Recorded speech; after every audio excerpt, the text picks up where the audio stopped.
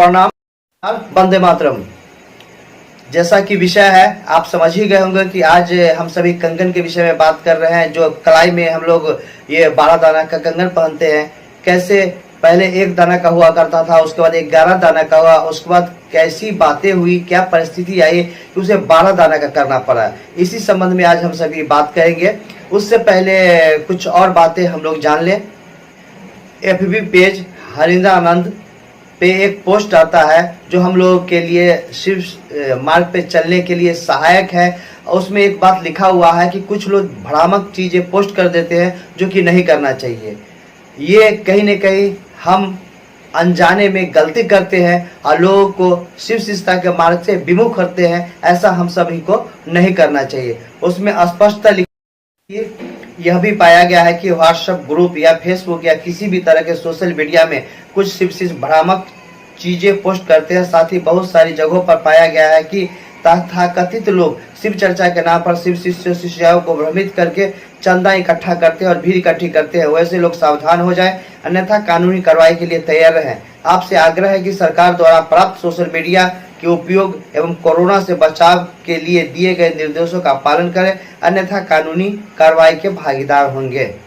साहब श्री हरिंद्र आनंद जी का स्वास्थ्य अच्छा है और वे भी कोरोना से बचाव हेतु सरकार द्वारा दिए गए निर्देशों का पूर्णतः पालन कर रहे हैं। आपसे भी अनुरोध है कि कोरोना खत्म नहीं हुआ, सुरक्षित रहें, सुरक्षित जीवन मुझे वापस करें, ये साहब श्री का कहना है। और 2 गज की दूरी, मास्क है जरूरी, अर्चित आनंद भैया की तरफ से यह पोस्ट किया गया है। तो हम सभी इस बात को जाने समझे कि मुख्यालय से जो भी हम लोगों के लिए दिशा निर्देश दिया जाता है वो हम सभी को शिष्यता के मार्ग में सहायक सिद्ध होता है, तो हम लोग उसी तरह से करें। कुछ लोगों के बहकावे में आकर उस निर्देश का उल्लंघन नहीं करें।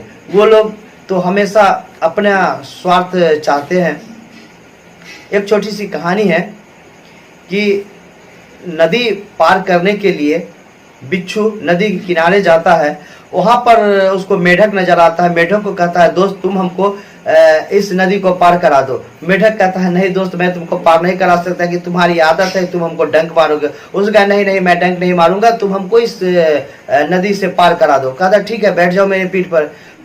वो उसके पीठ पर बैठ जाता है और आगे बढ़ता है। कुछ दूर आगे जाता है तो बिच्छू का स्वभाव है, उसको डंक मारता है। इसे दर्द होती है। कहता है, दोस्त फिर डंक मार दिए, अब डंक मारोगे तो मैं बेचैन हो जाऊंगा, तुम नदी में गिर जाओगे।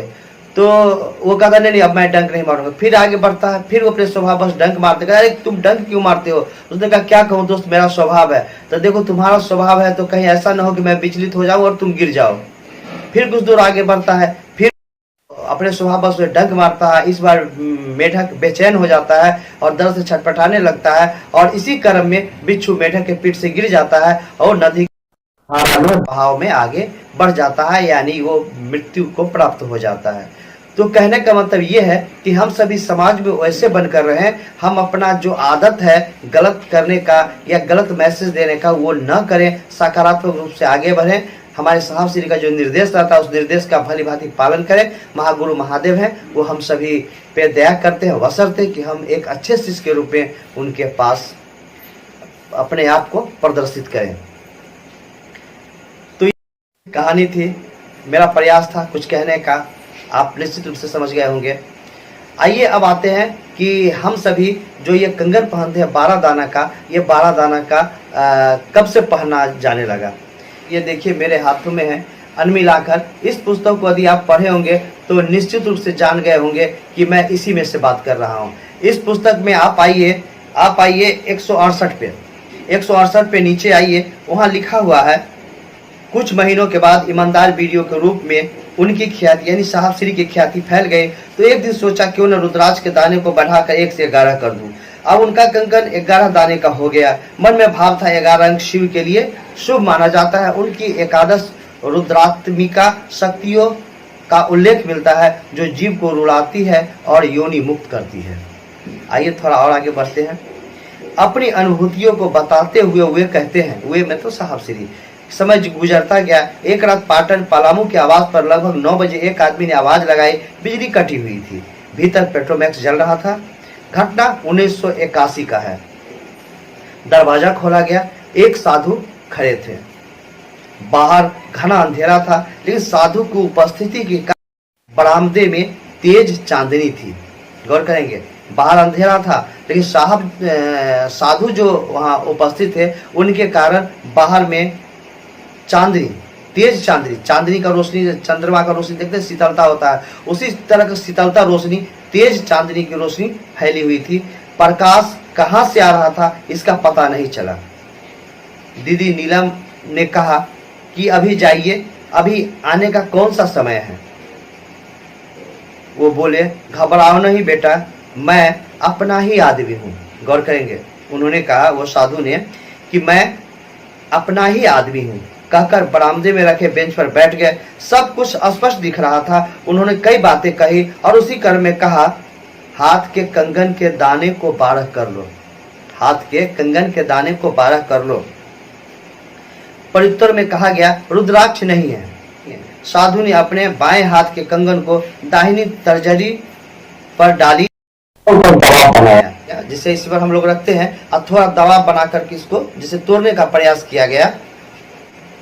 साधु ने अपने बाएं हाथ के कंगन में दाहिने तर्जनी डाली, थोड़ा ऊपर दबाव बनाया, कंगन टूट गया।